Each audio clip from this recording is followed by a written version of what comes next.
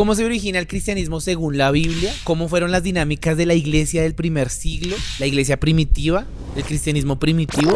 Bienvenidos a CRI Historia Podcast. En el episodio de hoy tenemos un amigo que viene a hablarnos sobre este tema, sobre la iglesia del primer siglo y cómo son las dinámicas actuales.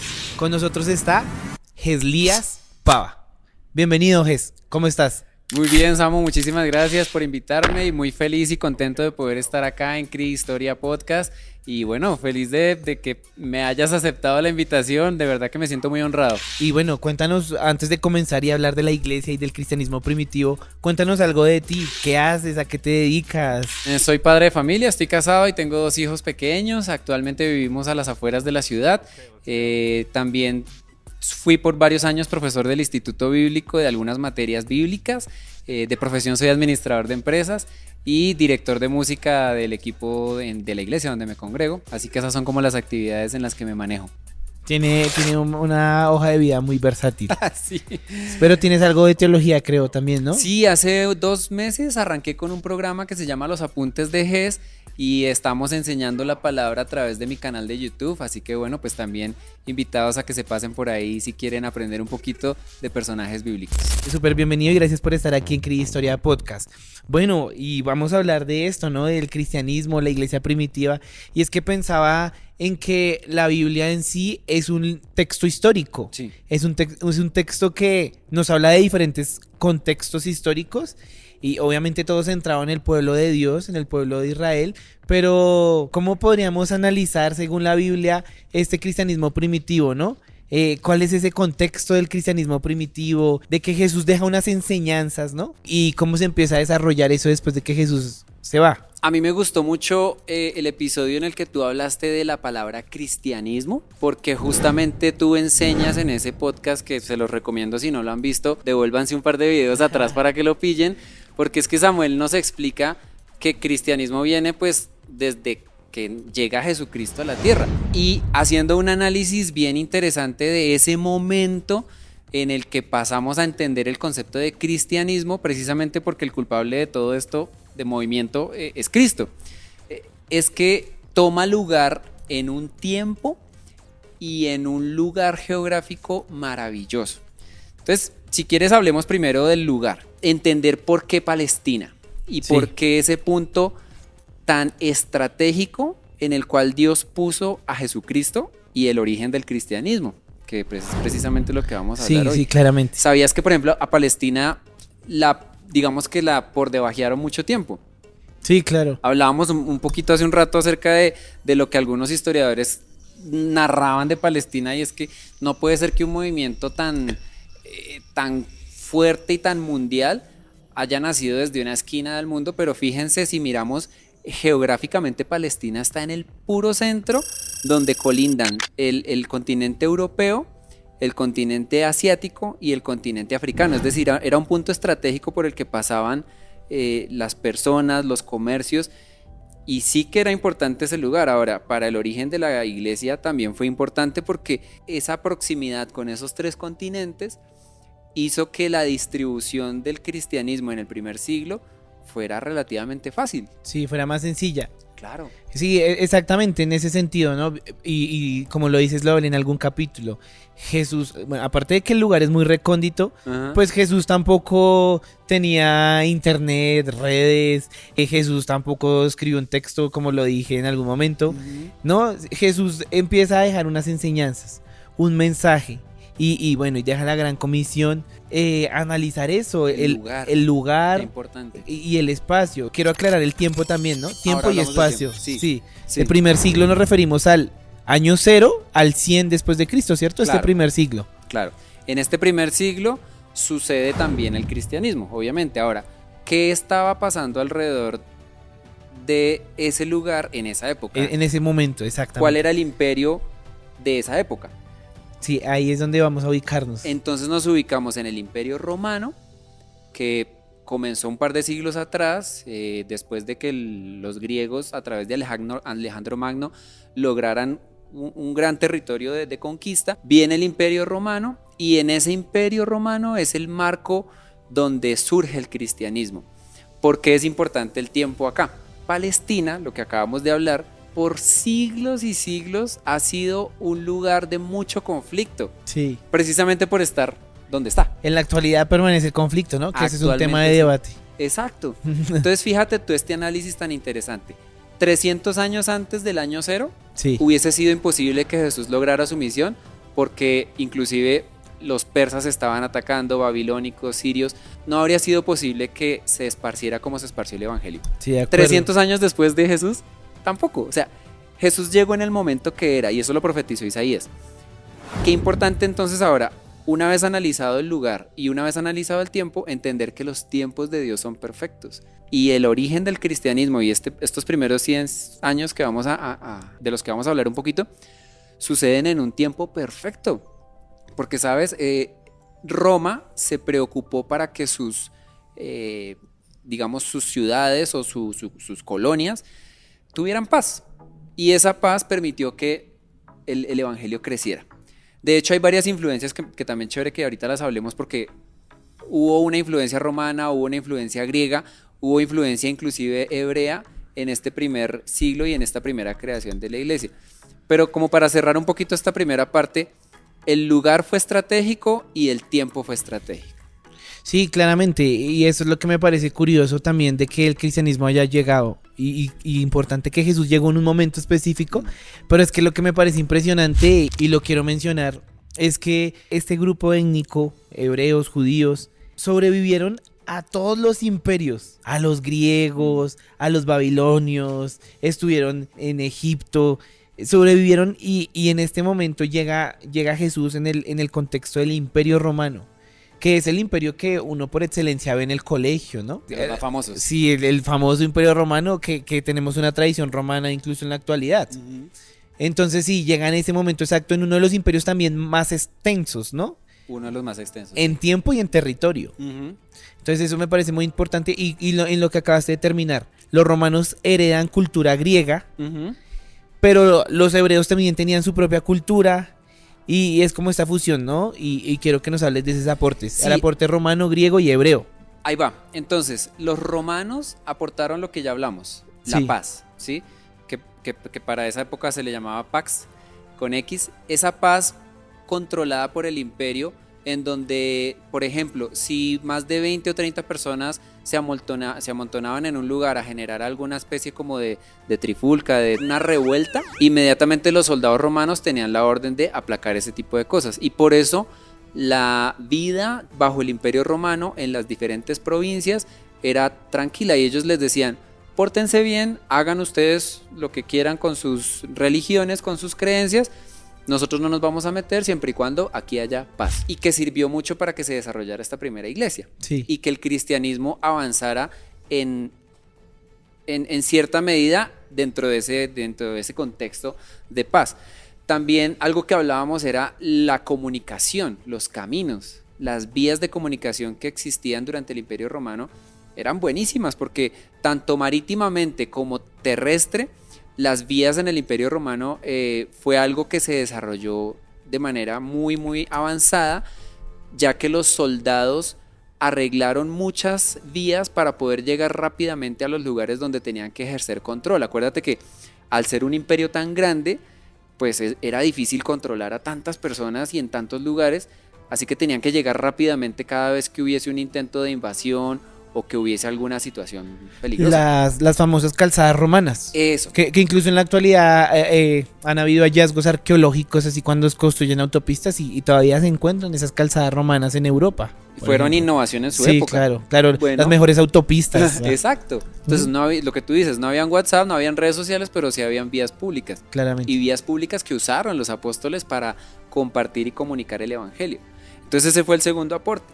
Y el tercer aporte, pues la ley romana. Ciertamente tú dijiste ahorita que los romanos o el imperio romano aportó hasta nuestra época lo que es la legislatura, el derecho, viene de allí del imperio romano. Pero el Senado. El Senado, exacto.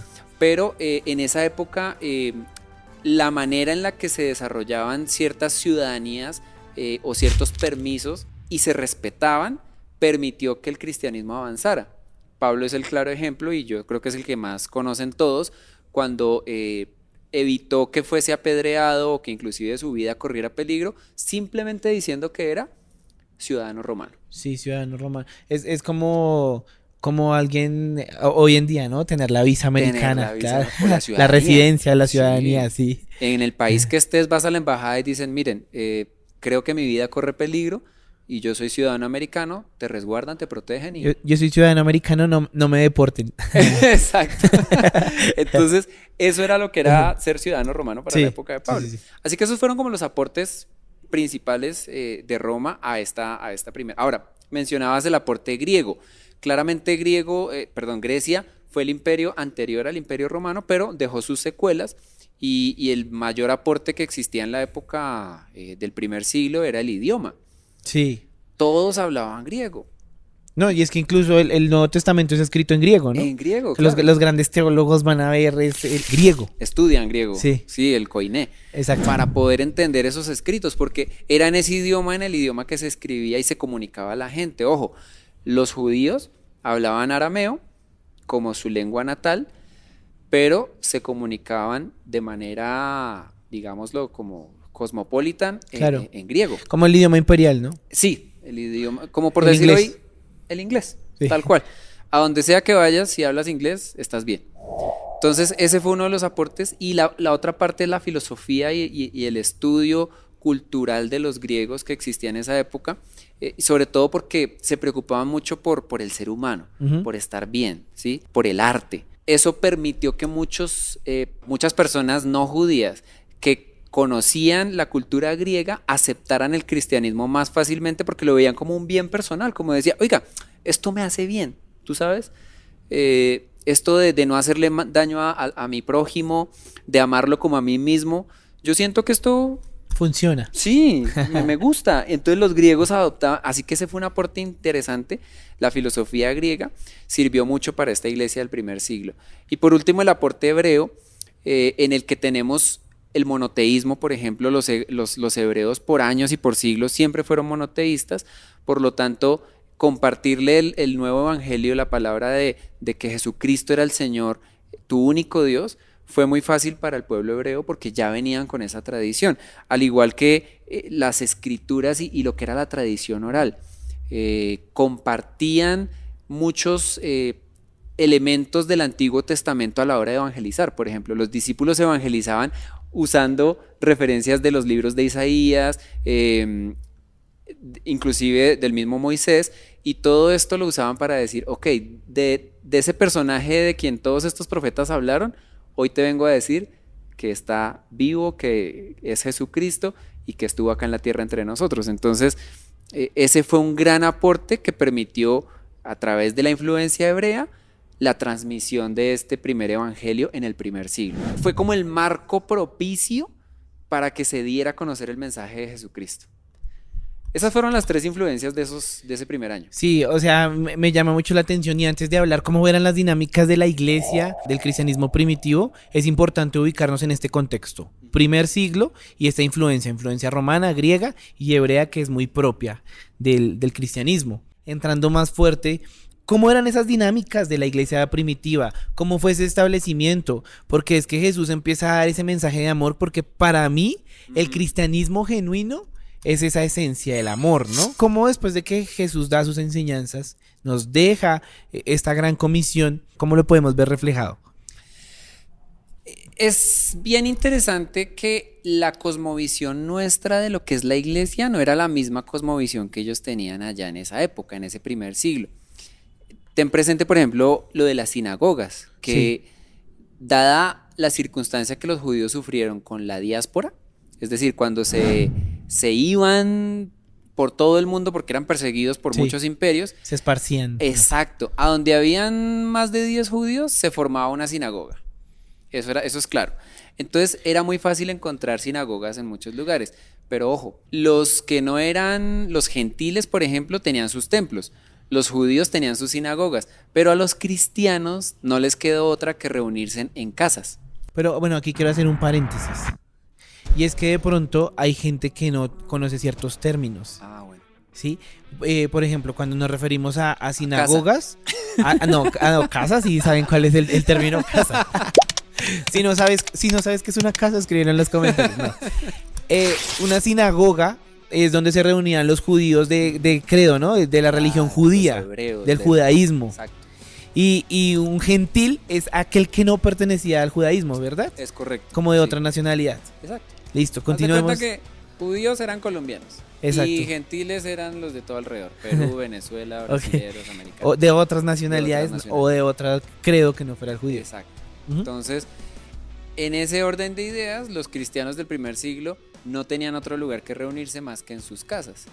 Y era en ese contexto de casa de hogar donde comenzó a formarse la primera iglesia o el primer concepto de iglesia, porque ni siquiera Sí. era una iglesia. Es más, no tenían grupo de alabanza como tenemos nosotros hoy. Sí, no. Ni pantallas, ni nada de estas cosas, ni micrófonos como estos. Pues que la esencia de la iglesia es la comunidad. Sí, y ahí empezó. En comunidad. En grupitos pequeños. Ujú. Hechos 2 narra que eran 120 personas las que empezaron reuniéndose en una casa. Y a partir de esas 120 personas, la cultura se empezó a replicar. Ahora los cristianos nos vamos a tener que seguir reuniendo en casas.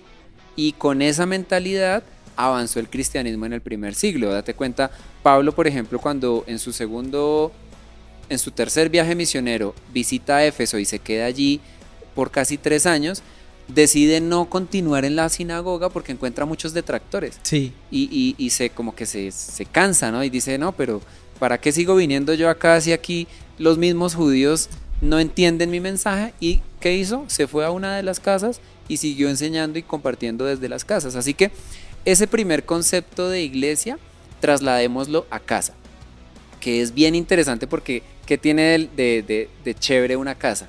¿A ti te gusta que te inviten? O sea, sí, claramente, como que es familiar, tranquilo, Sí. charlado. Esto que estamos teniendo acá. Sí, exactamente. Hay o sea, sofacito. sofá, calientico, Claro. cafecito, Cafecito. oncecitas, chocolate, trajo almohada, unas chiras. Para tapar el café para que no se Sí. enfríe. En ese contexto hay hogar, hay familiaridad, hay sinceridad. Si quieres llorar, puedes llorar. Si quieres contar algo íntimo, lo cuentas. Y a veces eso no pasa en el templo. Sí, Entonces me parece fantástico ese análisis de lo que era la iglesia del primer siglo, porque no era otra cosa que reuniones en casas. exactamente. Es como Jesús viene, deja las enseñanzas. Voy a usar este término. Se empieza a hacer viral el cristianismo. Entonces empiezan a reunirse estos cristianos en casas. Es Claro. un cristianismo hogareño, Y las redes Sí. sociales eran las casas, Sí. era lo que pasaba en esos lugares. claramente. Y todo lo que hacían era compartir lo que habían acabado de ver con sus propios ojos. A Jesús. A Jesús, exacto, y todos sus milagros. Y entonces, ¿cuáles eran las liturgias de esa época? Mira, habían 3 cosas bien importantes. Uno, la Santa Cena. Trataban de compartir la Santa Cena, pero no como la conocemos ahorita así pues tan elegante. De pronto era algo más como un compartir un cafecito, una actividad de comer. Es que en sí hay muchas doctrinas teológicas que enredan. Sí. Hay una canción muy chévere que dice en memoria de ti. O sea, siento que era una cena en memoria de Jesús. Claro, Y esa es la esencia, ¿no? es Yo un creo que- simbolismo sí. finalmente. Otra cosa importante que hacían era el bautismo. No todas las veces que se reunían se bautizaban, pero sí era una de las actividades que se hacían en esas pequeñas reuniones Claro. durante el primer siglo. ¿Qué era el bautizarse? Pues una forma pública de confesar que creían en el Señor Jesucristo y que seguían aquella doctrina del bautismo en agua como una manera de representar que su hombre antiguo quedaba dentro del agua y Sí. el que salía era como su hombre No, y nuevo. lo sigue siendo, ¿no? Cuando Tal hoy cual. en día yo llego a la iglesia y me bautizo, es como, ya no quiero dejar esto, es mi manifestación pública de fe. Exacto. No es más Sí. que un testimonio. Exacto. ¿Sí? Así que bueno, compartían la Santa Cena y también empezaban a recordar a través de la narrativa todo lo que había hecho Jesucristo. Ahora, los discípulos del primer siglo no duraron todo el primer siglo. De acuerdo. Murieron, ¿sí? Sí. Varios de viejitos, perseguidos, decapitados, Nadie es eterno en el mundo. como lo dicen. Pero hubo ciertos personajes a los que se llaman padres de la historia que siguieron estas enseñanzas Sí. y que lograron finalizar este primer siglo con la tradición de esta iglesia en casa. Yo creo, Samuel, y te podría asegurar que el comienzo de las iglesias como instituciones vino casi por allá por el año 300, imagínate. 200, ese dato te lo debo. te lo voy a mandar para que lo digas en otro podcast, pero casi que al 200 y pico, 300, porque lo leí ayer, fue cuando se formó la primera iglesia como una institución física. Sí, claro, ¿Sabes? y siento que eso va acompañado también con la oficialización del Imperio Romano y cómo surge la Iglesia Sí. Católica y todo eso. Porque definitivamente ellos se dieron cuenta que no podían controlar esta ola Sí, religiosa. no, y es que para mí el cristianismo del primer siglo y de los primeros siglos fue muy viral. Mm. Porque ahí quiero que toquemos el tema de la persecución, ¿no? O sea, en cierta manera, el Imperio Romano en estos primeros siglos tuvo una persecución al cristianismo, pero llegó el punto en que dijo, "Ay, si no puedes contra tu enemigo, únete a él. Y entonces por eso soy católico, apostólico y romano. Claro. Pero ¿cómo fue esa dinámica de la persecución de la iglesia del primer siglo? Históricamente, lo que se perseguía al comienzo era el no seguir las tradiciones judaicas. ¿Cómo abandonar el judaísmo? Claro. Entonces, por eso los cristianos no solamente fueron perseguidos por el imperio, sino también por los propios judíos, por los fariseos, o sea, pobrecitos. Todo el mundo iba detrás de los cristianos. Puntualmente a tu pregunta de el imperio romano gestionó esta persecución y ciertamente que lo hizo porque llevó a Pablo a Roma, llevó a Pedro también a Roma, porque ya estaban causando mucha controversia. Claro. ¿Qué era lo que no le gustaba realmente al imperio romano? Pues que se levantaran estos líderes como que muy poderosos, como que ya sus reuniones se volvían un conglomerado de masas de personas que atentaban contra la pérdida o la reducción de territorio romano. Claro. La revolución del amor. Exacto, entonces si sospechaban de un pequeño grupo revolucionario que como que estaba creciendo, controlémoslo. Ahí es donde, en ese marco, es donde inician muchas de las persecuciones cristianas, ¿sí? Pedro, dice en Hechos de los Apóstoles, tuvo una iglesia en Jerusalén de 4.000 personas. O sea, en ese contexto, Imperio Romano, Palestina, griegos, todo esto, Que se una iglesia de reunía. 4.000 personas. Si hoy nos impresiona tener una iglesia de 4.000 personas, imagínate en ese contexto. Obvio. Era un avivamiento. Era una amenaza. Un avivamiento y una amenaza para el imperio, para Tal el cual. Estado. El statu quo. Exacto. Entonces era tenaz. Y digo, ten presente que el Imperio Romano funcionaba es decir, se colocaban líderes locales, regionales, como cualquier organización actual. Sí, las provincias romanas. Eso, sí. la provincia romana.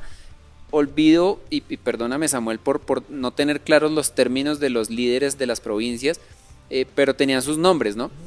Y cada uno le rendía cuentas al siguiente y al siguiente y al siguiente. Entonces buscaban la manera de siempre quedar bien y ante cualquier situación como la que se presentaba en Jerusalén, el que quedaba mal, inclusive los mataban si no hacían bien su trabajo, era al líder que estaba en esa posición. Entonces, de allí que fuesen tan perseguidos y de allí que fuese tan difícil ser iglesia en el primer siglo y creer en algo que no iba con lo que el imperio te pedía o con lo que el imperio sugería. Está bien, Roma era flexible, Roma permitía los cultos, permitía que hubieran sinagogas, permitía que en Jerusalén inclusive estuviera el templo, porque recordemos que el templo estuvo durante el primer siglo hasta el 64, 70, olvidé la fecha de la destrucción del templo de Jerusalén, pero era en el primer siglo y durante el imperio romano. ¿De acuerdo? Entonces, no es que los romanos odiaran al judaísmo o persiguieran a los que creían algo diferente a ellos. Yo pienso que lo que perseguían ellos y no permitían era esa como aglomeración que amenazaba al imperio. Tú bien lo dijiste ahorita. Si detectaban una pequeña amenaza hacia el imperio, hacia el status quo, había que reprimirla. Sí. Y la represión era violenta. ¿Y a quién reprimían? Pues a los líderes. Que se estaban reuniendo, a los líderes y a los cristianos que se estaban reuniendo en casas. Que era también lo que pensábamos, que en las casas de pronto se daba más sencillo reunirse por la persecución, ¿no? Claro, no, era menos visible, digamos. Bueno, y también pensando en eso, pues listo, sí, hay unos líderes, unos apóstoles, que son, conocimos los primeros 12 apóstoles, que empiezan a predicar el mensaje, que empiezan a hablar de Jesús por todo el imperio romano. ¿Cómo era ese desarrollo de predicación, no? Por tanto, ir y hacer discípulos a todas las naciones, Claro. y bautizarlos en el nombre del Padre, el Hijo y el Espíritu Santo, todo esto. Pero ¿cómo era esta dinámica, este desarrollo de ir y hablar este mensaje? Acuérdate que cuando hablamos de la diáspora, mencionábamos la oportunidad o la forma en la que los judíos se organizaban en donde estuviesen a través de las sinagogas. Entonces, a tu pregunta, pues una de las primeras cosas o recursos que usaron los discípulos cuando llegaban a otras ciudades o a otras provincias era eso, buscar la sinagoga. Bueno, aquí deben haber judíos de la diáspora, ¿sí? Entonces, qué sé yo, se iban para Corinto, para Macedonia, para Éfeso, para cualquiera de estas ciudades en Filipos, y lo primero que hacían era buscar una sinagoga. Pablo lo hizo repetidas ocasiones, Sí. siempre a la ciudad que llegaba, a la sinagoga. Esperaba que se leyera el libro, porque los sábados en el Sabbat se leían los libros de los profetas, y cuando se enteraban que Pablo y Bernabé, por ejemplo, estaban ahí visitándolos, entonces les decían, ay, como en cualquier iglesia, hoy nos visita el hermano Pablo, por favor pase y nos da unas palabras antes de que se termine el servicio. Exactamente así fue la predicación en el primer siglo. Llegaban a la sinagoga, si les daban la palabra, la usaban y compartían el evangelio de Jesucristo. No siempre eran bien recibidos. Sí, o sea, en la sinagoga también eran selectivos porque recordemos que en la sinagoga están los judíos. Los fariseos. El mensaje de Pablo, si bien al principio le daban la palabra, cuando iba en la mitad del discurso ya el sacerdote se quería parar y quitarle la palabra porque decía, Sí. hey, un momento, este man está diciendo cosas que van en contra de mi tradición. No puede ser, eso Sí. no es cierto. Y de ahí comenzaron muchos problemas. Entonces, a tu pregunta, lo primero que hacían los apóstoles para poder compartir el evangelio en el primer siglo era irse a las sinagogas. Y en aquellas ciudades donde no había sinagoga, ¿qué? Sí. Pues recordemos que la manera en la que se comunicaban las noticias y el tema de los entretenimientos y las redes sociales de esa época, ¿cómo eran? Tú me lo estabas explicando ahorita. Sí, es que incluso me acordé de un profesor que en la universidad me dictaba filosofía. ¿Pasaste? Sí. Ah, bien. Pero es que mencionaba que para los griegos era muy importante y él hacía así. La polis griega. Polis. La polis del término politeia, de política. Ok. Porque la polis era el espacio donde se socializaba. La polis era esa plaza pública donde se hablaba. Y estamos hablando en este mismo contexto, ¿no? Tal cual. La polis es importante para politeia, para socializar, Ajá. Y se impartían ideas, claramente. conocimientos. Y se me viene la idea, y me acuerdo de que, pues claro, Pablo llega a hablar a Atenas Ujú. del Dios no conocido. Porque no había sinagoga. Exactamente. Ah, ahí está. Empieza a hablar, voy a hablarles de un Dios que ustedes no conocen. Entonces está como ese desarrollo de socializar, ¿cierto? O a donde... Claro, donde no hubiera sinagoga les tocaba hacer uso de ese recurso, ¿sí? Hoy en día existen las emisoras, los programas, las redes sociales. En esa época lo que Los existían... podcasts. Los podcasts, claro, pero en esa época existían las plazas. Y las plazas públicas donde la gente se paraba en un banquito y empezaba a compartir una idea o a hacer polis, ¿no? A hablar al respecto de algo. Claro, ni bien se paraba alguien en público a declamar algo, pues automáticamente se empezaban a rodear las personas y esto empezaba a generar conmoción. En algunos casos buena, en algunos otros no tan buena. Esta fue la otra forma a través de la que los discípulos comenzaron a compartir la palabra en este primer siglo. También fue la manera en la que les empezó a ir como mal a nivel de persecución, porque claro, al no haber sinagoga, pues no tenían un respaldo judío local y les tocaba casi que arreglárselas por sí solos. Entonces no era fácil. De hecho que hoy no es fácil pararse en un parque o en una plaza pública y comenzar. Hoy aún sufren algunas personas que hacen eso de persecución y de rechazo. Ahora imagínate en esa época, donde inclusive Atenas, la ciudad que tú mencionas, era politeísta. Claro. Tenían dioses por doquier. Y el Pablo bendito va y se para por allá y les dice, bueno, yo les voy a hablar del Dios que ustedes no conocen. En ese sentido, como que vamos armando la idea del cristianismo primitivo, ¿no? Se reunían en casas, se salía a hablar, se salía a ganar, se viajaba para extender el reino, para hablar del Dios no conocido. Usando los recursos que tenían a la mano, los caminos. Claramente, las calzadas romanas, en este contexto del imperio que Pablo va a ser muy importante. Pablo escribe medio Nuevo Testamento. Pablo tiene doble ciudadanía, los apóstoles empiezan a viajar también, otros apóstoles. Entonces este es como el contexto y como el desarrollo, ¿no? de esta iglesia primitiva. Una última cosa que no te dije, el mar Mediterráneo, que es todo el mar que está, de pronto lo vemos ahorita en un mapita, es el mar que está como alrededor de Chipre y toda esta zona metida dentro de Europa, África y Asia, hasta ahí ese mar Mediterráneo. toda la orilla del mar Mediterráneo en la época del Imperio Romano fue del imperio. Sí, Toda la costa. claro. El norte de África, Eso, exacto. El norte de África, el sur de Europa, el sur de Europa y el occidente de Asia, de Oriente, sí, ¿cierto? Ahí está. Eso facilitó muchísimo la comunicación del evangelio. claro. Tú mencionabas también Etiopía. Llegaban a Etiopía y evangelizaban en África. Subían un poquito y llegaban a Italia. Llegaron a ir hasta España. El apóstol Santiago. Santiago. Uf, casi digo Samuel. Santiago. Ajá. Porque estamos en el Sí. Historia Podcast. Pero de esa manera también el recurso que existía fue el que se usó. Sí, sí, claro. Tenían todas las costas a su disposición por estar en ese imperio, pues usemos las costas y llevemos el evangelio a cuanta costa nos lleven los barcos comerciantes de la Sí, época. de por sí que el cristianismo primitivo se va a volver muy popular en el Imperio Romano, Sí, en estos primeros siglos.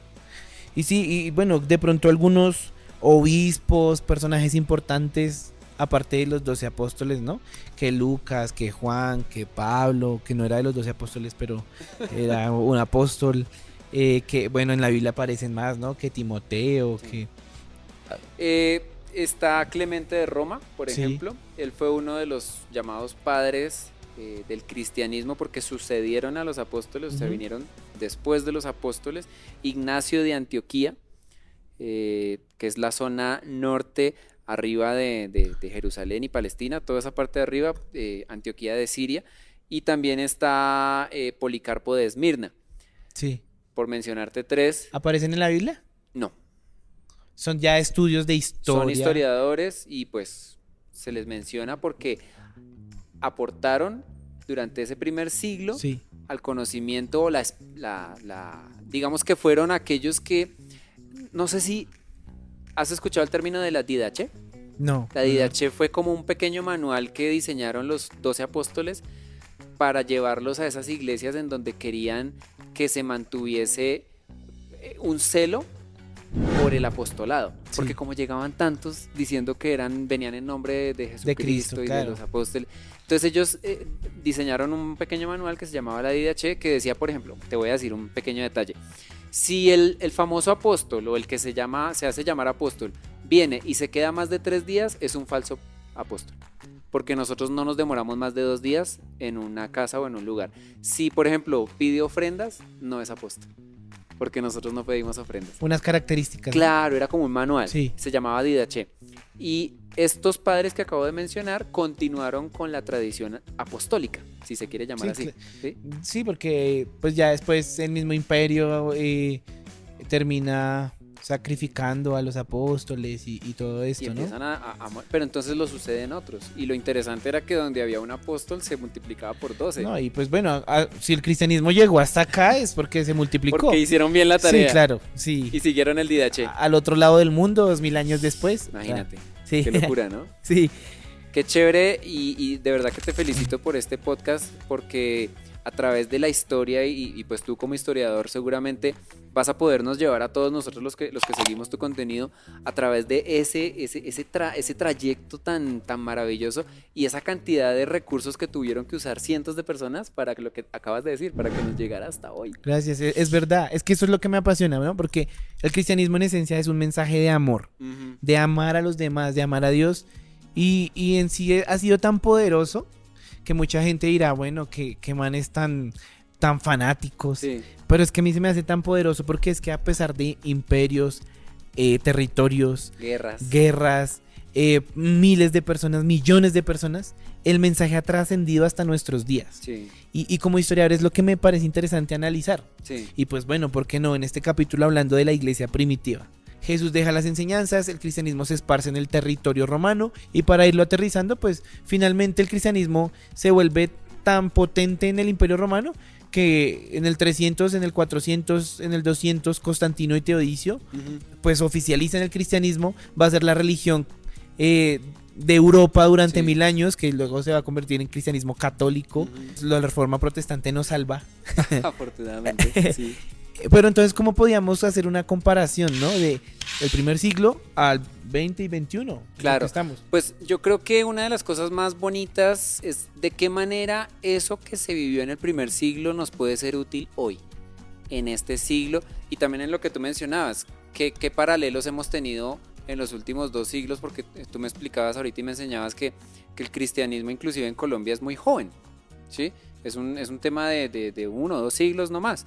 El protestante es de 1 o 2 siglos. Exacto. Sí. Entonces, creo que somos tan bebés, valga la comparación, que nos serviría ver otro bebé como la iglesia del primer siglo, cómo creció.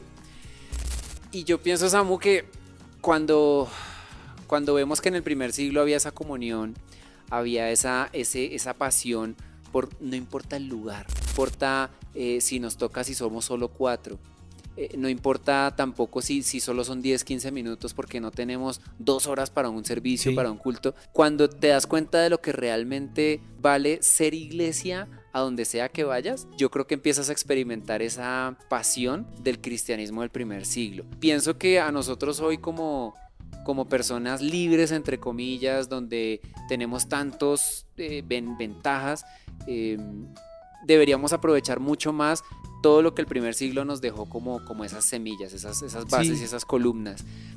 Pienso que esa pasión con la que se hacían misiones, con la que se buscaba la manera de dar a conocer el evangelio de la forma que fuera, viajando, hoy tal vez sería bueno pensar si estamos desarrollando el cristianismo de la misma forma.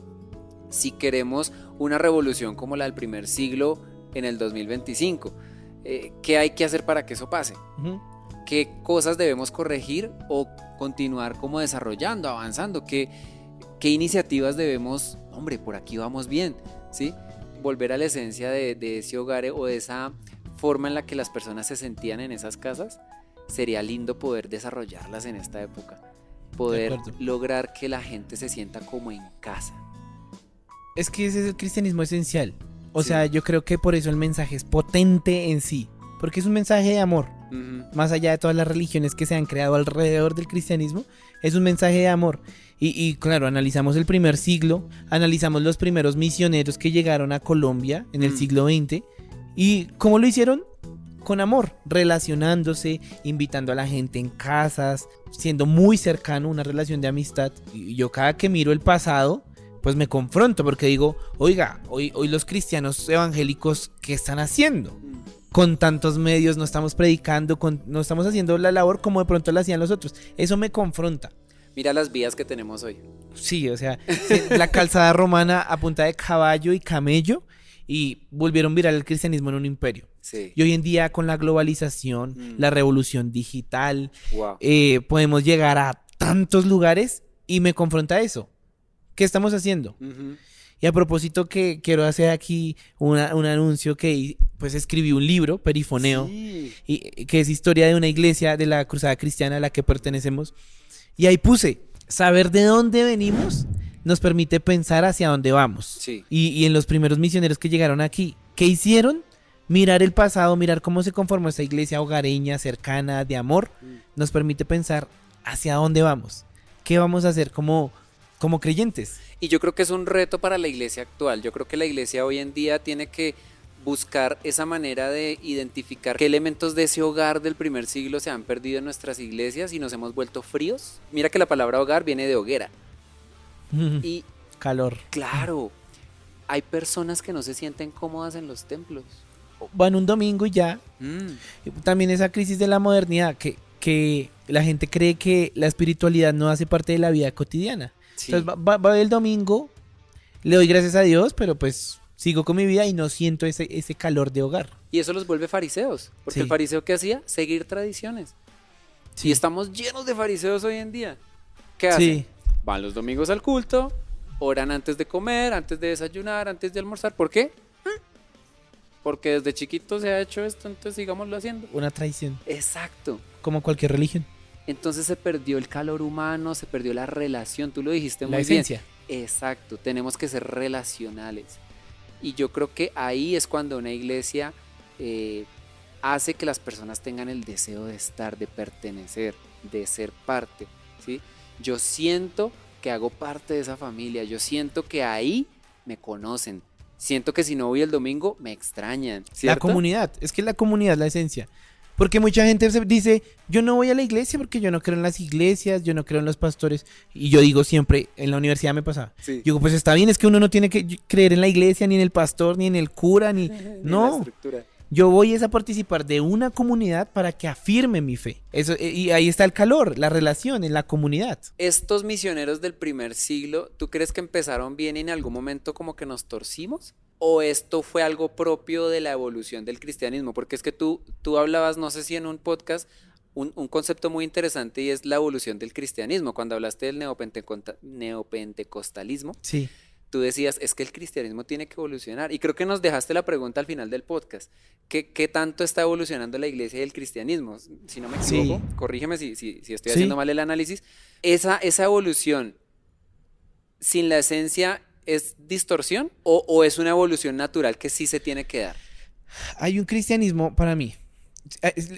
Todo está evolucionando, Sí. todo. La forma en que nos vestimos. Si estuviéramos grabando esto hace 100 años, primero, ni siquiera podríamos estar grabando con micrófonos ni con esta calidad. Sí. Todo está evolucionando. Y también la práctica evoluciona. Pero hay algo muy esencial y para mí es muy importante, es el cristianismo esencial, es el cristianismo de amor. Ya. De amar a los demás. El Imperio Romano oficializó el catolicismo. Claramente hay muchas iglesias evangélicas, pero ¿dónde quedó el amor? Creo que el cristianismo de esencia, incluso hace 40 años, las iglesias eran llenas de bancas, no habían grupos de alabanza. Pantallas. La Iglesia Católica con el Concilio Vaticano II dejó de hacer las misas en latín porque la gente ya iba y ni siquiera entendía nada.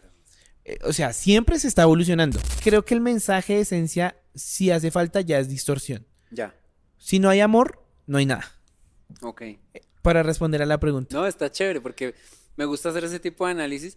Y otro que me parece chévere que lo dialoguemos también es el tema de las misiones. Porque en el primer siglo y sobre todo acá en Colombia tú hiciste una tesis y tu libro que perifoneo, si no lo han leído, léanlo, habla acerca de ese trabajo misionero que yo no sé si en algún momento se detuvo, disminuyó o ya no hizo falta. Porque, ojo, en el primer siglo el trabajo misionero fue por excelencia lo que permitió la expansión Claro. del conocimiento de Jesucristo a las personas. Ahora, analicemos el siglo actual. ¿Hay necesidad de continuar en este fogueo misional, o yo no sé cómo se diría, o en esta intención?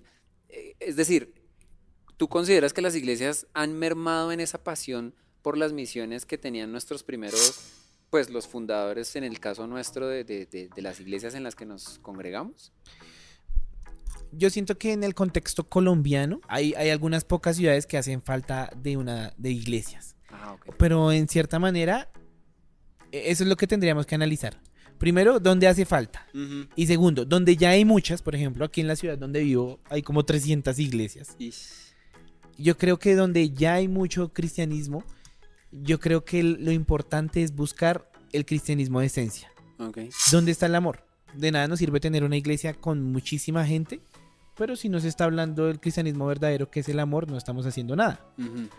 Pero sí de pronto esa expansión misionera, analizar dónde hay vacíos, que eran lo que hacían los primeros misioneros cuando llegaron a Colombia. Ellos, mira, si yo llegaba a un pueblo y tú ya estabas ahí, y así fueras de otra denominación, si yo era presbiteriano y tú bautista, ya estás en esta ciudad, bueno, voy a ir a la siguiente porque necesitamos mira. solamente había una cooperación, Chévere. ¿sí? Entonces creo que es importante no perder esa esencia, Sí. que era también lo que los movía a viajar, tanto Ujú. en el primer siglo como en el siglo XX acá en Colombia, que los llamaba a llegar a otros lugares, a hablar de Jesús, a alcanzar a otros. O sea, ese amor, esa pasión porque otros tenían vacíos y necesitaban de ese mensaje. Chévere. ¿Sabes qué hablaba el otro día en clase con un estudiante? Que las misiones, al igual que muchas cosas que tú hablaste de la evolución, sí han evolucionado en algo y podrían evolucionar más, en que la iglesia ahora tiene que conquistar no territorios, sino ¿Generaciones?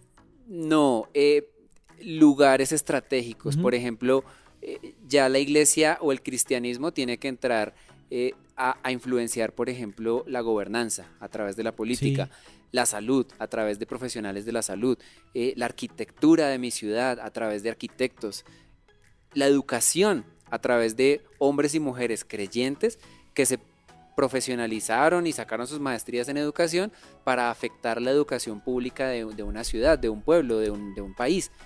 Y yo creo que ahí es donde está el reto actual de continuar con ese trabajo misionero. Y sabes que le propuse yo a un grupo de estudiantes de la Unicimes, por cierto, que hicieron un curso conmigo de tecnología de la información, montar una iglesia ahora se me escapó el término, montar una iglesia de realidad virtual, o sea, una meta iglesia, fue el término que les puse, ¿sí? ¿Sí entiendes? Sí. Abramos una meta iglesia. ¿Quién se le mide a pastorear una meta iglesia? Y mis estudiantes se quedaron como, ¿what? ¿En serio? Y le dice, sí, ¿por qué no? Si ahora con todo el tema de Facebook Meta y todo esto. Todo el mundo tiene meta identidad. Exacto. Yo conozco a alguien y una vez tiene Instagram. Por cierto, síganos en Instagram, ¿no? Ay, sí, chévere. ¿Cómo De pareces? una. Yo soy Hes Music, JZMUSIC, Hes Music. Samuel Barón raya el piso. Pero ¿qué pasó con la meta iglesia? Bueno, quedó ahí en idea. Yo creo que no me siguieron la corriente, pero yo sí creo que deberíamos empezar a pensar en esos campos misioneros Sí. a donde la iglesia no está haciendo presencia. Solo como Sí. para buscar la forma de que el fervor misionero no se pierda. ¿Me explico? Eso era lo que me hacía pensar. Si tenían calzadas y aprovechaban los recursos de la época en el contexto del Imperio Romano, ¿Qué ¿por qué está nosotros no aprovechar la revolución digital haciendo? Exacto. para hacer podcast de historia del cristianismo, Tal por cual. ejemplo, ¿no? Sí, sí, sí. O sea, yo decía tanto que podemos llegar al otro lado del mundo con un mensaje. Y no lo Total. hacemos. Y En nos da ocasiones. O nos da pena, sí. Sí, No, nadie, estamos en la oficina y nadie sabe que somos cristianos. es verdad. Qué chévere ese reto. Sí, Pues ahí está. Yo creo que se le puede dejar ese reto a las personas que nos están viendo. sí, ya para ir terminando. Ese fue el contexto del cristianismo primitivo, ¿no? Claro, vamos a continuar aprendiendo entre más, obviamente exploremos en la palabra del Señor, entre más veamos ese ejemplo de los primeros apóstoles, seguramente vamos a extraer más cosas para nuestro presente. ¿Algún texto? Yo quiero recomendar un texto. Dale. Es Hechos de los Apóstoles y las Cartas Paulinas. Yo creo que la Biblia, más allá de un texto religioso, es un texto histórico. Sí, Y para saber del cristianismo primitivo tenemos todo el Nuevo Testamento. O sea, sí, total. ¿pero algún Sobre otro todo texto de primero, pronto? Los apuntes de Ges. Ah, también, sí. puede ser. El canal de YouTube. Ese es mi canal de YouTube, Los Ah. Apuntes de Ges. Ah, sí. Ahí estamos hablando en este momento, justamente estamos hablando de Pablo, así que si quieren darse una pasadita por ahí, también bienvenidos a mi sala. Sí, por favor, sigan a Ges. Él tiene harto contenido del contexto del cristianismo primitivo, me de la gusta. primera iglesia. Sí. Gracias por estar aquí, gracias por venir. No, y tengo un detalle para ti. Permíteme. Uy, eso sí me sorprende verdaderamente. Mira, Samu, Muy gracias. un pequeño regalo. Como yo sé que te gustan las gafas, Ah, gracias. pensé en algo que te gustara y bueno, no sé si es de tu gusto, pero ahí No, está. me sorprendió totalmente, ¿Sí? de verdad. Yo creo que estas son para el próximo episodio. Eso, a ver, te ayudo. En el próximo episodio voy a salir con estas. A ver. A veces la gente me pregunta, ay, ¿dónde compras tus gafas de los podcasts? Entonces, esas son para el próximo episodio. Muchas gracias por el No. regalo, verdaderamente que me sorprendió. Por favor, lo noté en los podcasts que vi tuyos y Uy, dije, sí. wow, se ve que le gustan las gafas. Vamos a ver si esta les Bueno, parecen vamos a ver si registran bien en cámara. Muchas gracias por venir, Ges, A ti, Samuel. por estar acá. Siempre bienvenido. Muchas Amigos, gracias. vayan a seguirlo. Los apuntes de Ges en YouTube. Así es. También tienes algo de música, ¿no? Haces música cristiana. Sí, hace 3 meses lancé un álbum que se llama De tu mano, lo pueden encontrar en Apple Music, en Spotify, en todas las redes o las plataformas de streaming. Me pueden encontrar como Geslías y el álbum se llama De tu mano, ahí lo pueden seguir y pues gracias por el apoyo. Sí, vayan a escuchar su música, a ver su contenido. Hace parte del cristianismo primitivo, teología. Así. Estudió teología también en Argentina, entonces Sí. gracias por venir. Y esto fue el episodio de hoy de CRI Historia Podcast. Síguenos en las redes sociales y muchas gracias.